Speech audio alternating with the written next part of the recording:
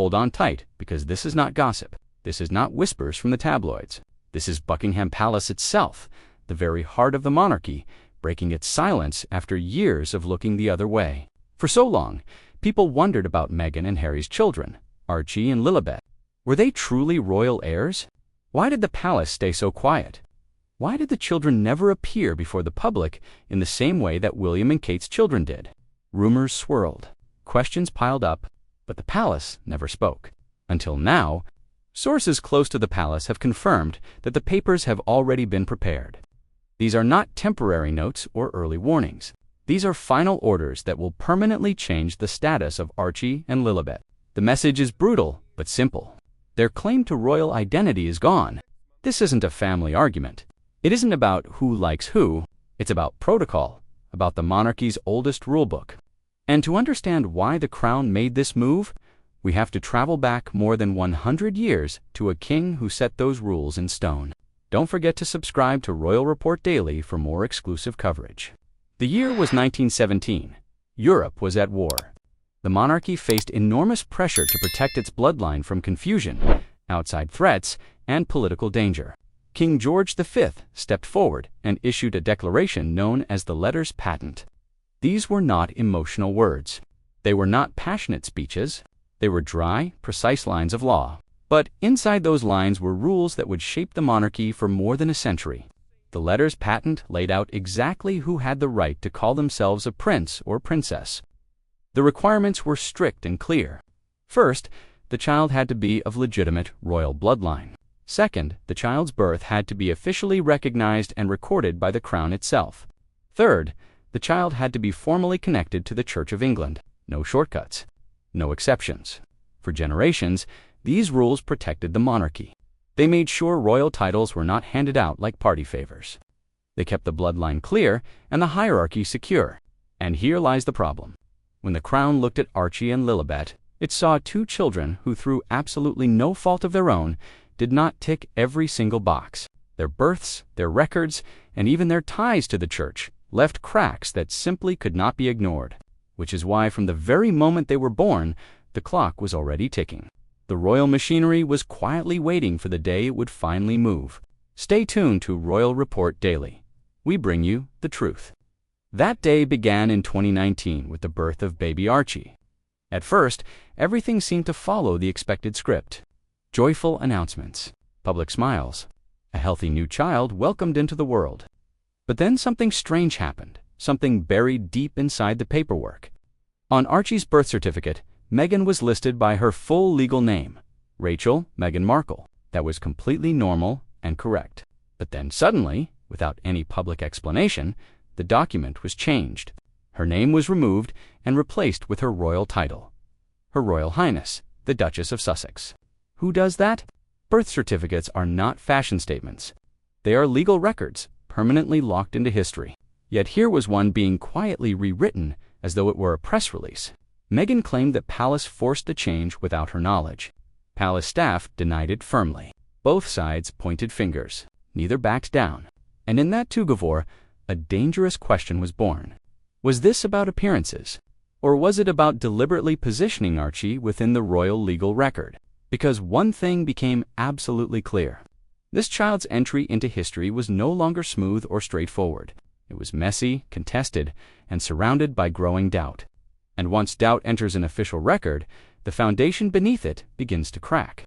Remember to subscribe to Royal Report Daily for updates like this one.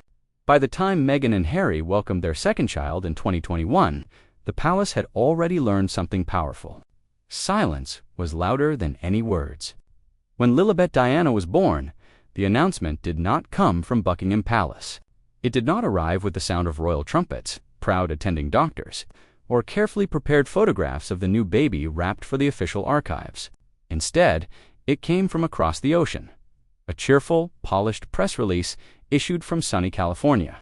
For centuries, royal births were far more than private family milestones. They were events written into the history books, carefully documented, officially witnessed, and precisely recorded. The baby was never simply a child. They were a living symbol of continuity, proof that the monarchy was carrying on. Every single detail was preserved, from the hospital announcement to the ink signatures of the attending royal doctors. But with Lilibet, no royal presence, no ceremonial stamp, no acknowledgement whatsoever from the palace. It was as though the monarchy had quietly turned its back. For those watching closely, it felt completely unprecedented, like a curtain gently falling, sending a clear signal that this baby's birth, though warmly celebrated in California, it was not being claimed by the crown. Royal Report Daily, bringing you the stories others won't tell. If the birth raised eyebrows, what came next raised genuine alarms. Months later, Meghan proudly announced that Lilibet had been baptized in California. She spoke warmly about the ceremony, the photos, and the deep joy of the moment. But behind palace walls, quiet whispers immediately began. Because while Meghan's team considered the baptism fully official and meaningful, the Church of England did not. And in the world of the monarchy, that distinction matters far more than most people realize. A royal christening is not simply about sprinkling holy water and taking family portraits. It is about connection. It ties the child permanently to the church, to the crown, and to centuries of unbroken royal tradition. It is a formal seal, one that officially writes the baby into the record as part of Britain's royal history. But palace sources claimed that Lilibet's baptism was never formally registered with the Church of England, which meant that, in the eyes of royal protocol, it was invalid, a ceremony without official recognition. And so, instead of strengthening her place within the royal family, it weakened it. Instead of cementing her bond with the institution, it broke it. The palace reportedly viewed the California christening not as a sacred family moment, but as a breach of protocol, a ritual that in royal law simply did not count, which left Lilibet in a deeply dangerous position, celebrated by her parents, but completely unrecognized by the system she was born into. Subscribe to Royal Report Daily and stay informed. For Meghan, these cracks were never just about paperwork or church records. They cut right to the very heart of her identity. From the moment she stepped into the royal world, her entire public image was built on one foundation. She wasn't just Meghan Markle. She was Meghan, Duchess of Sussex, a royal mother. And her children weren't simply kids. They were heirs. Heirs to centuries of history. That identity powered everything. The Netflix specials, the Spotify deals, the memoir, the carefully curated public image, even her lifestyle brand, American Riviera Orchard. She was not just selling jam jars and garden photographs, she was selling a life that had been touched by royalty. But that special shine only worked if her children carried the royal connection. Without it, the entire foundation crumbles. No royal heirs means no royal mother, just a Hollywood couple desperately trying to hold on to a crown that no longer wanted them. And behind the soft portraits, the polished branding, and the carefully managed public persona, Meghan faced a fear she could not hide. Without royal bloodlines to pass on, what truly made her different from every other celebrity living in California? Don't miss our next report. Subscribe to Royal Report Daily now. For Meghan, the cracks in protocol threatened her brand. But for Harry, this was something deeply personal. This was blood. Sources close to the palace whisper about late nights when Harry would pick up the phone and call back to the very family he had walked away from. His voice wasn't calm. It wasn't polished.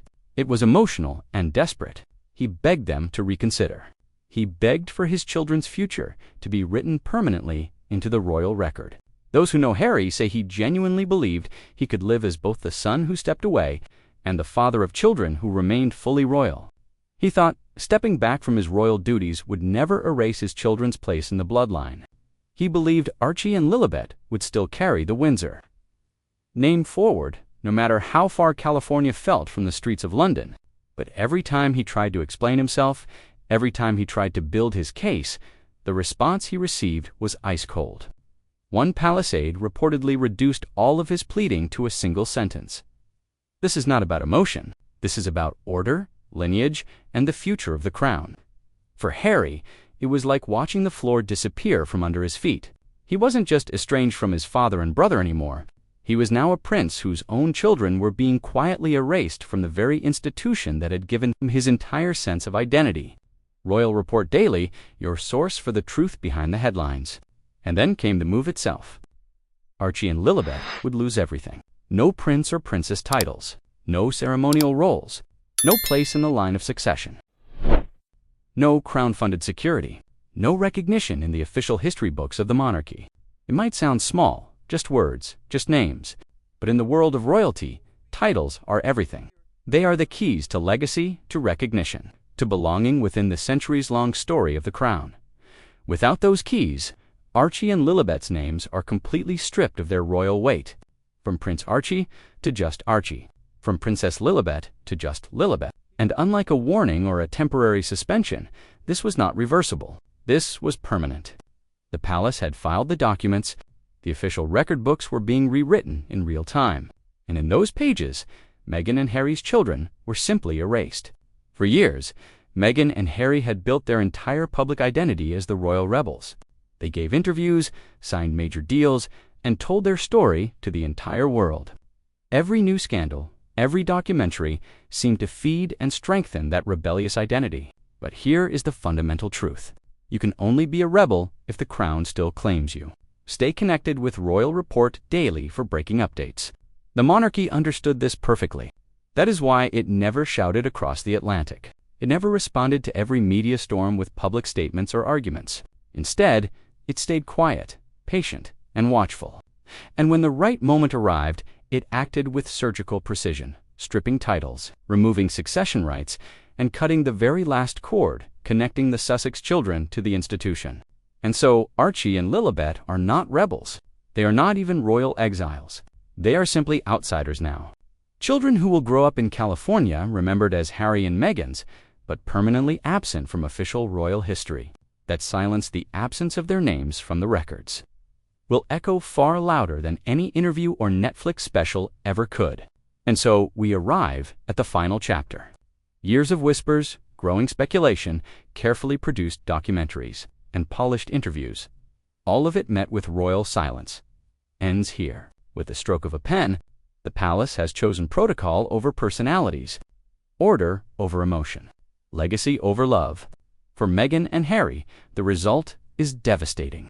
Their entire empire, their identity, their brand was built on the promise of being royal rebels. But once the crown erases you, you are no longer a rebel. You are simply gone. Archie and Lilibet will live as children of California.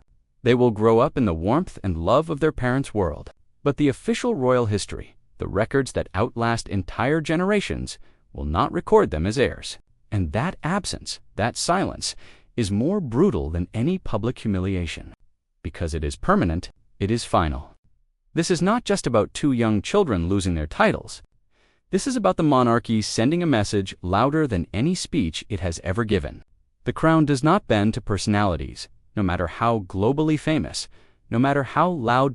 And in that silence, Buckingham Palace has delivered what may be the coldest and most calculated move in its entire modern history. That's all for today's report here on Royal Report Daily. We have brought you the palace's final decision, the 1917 letters, patent rules, the altered birth certificate, the unrecognized California baptism, and the permanent erasure of Archie and Lilibet from the royal records. If you found this information valuable, make sure you are subscribed to Royal Report Daily. Hit that like button, share this video with everyone who deserves to know the truth, and turn on your notifications so you never miss our next report. This is Royal Report Daily, bringing you royal news that truly matters. Until next time, stay informed and stay curious.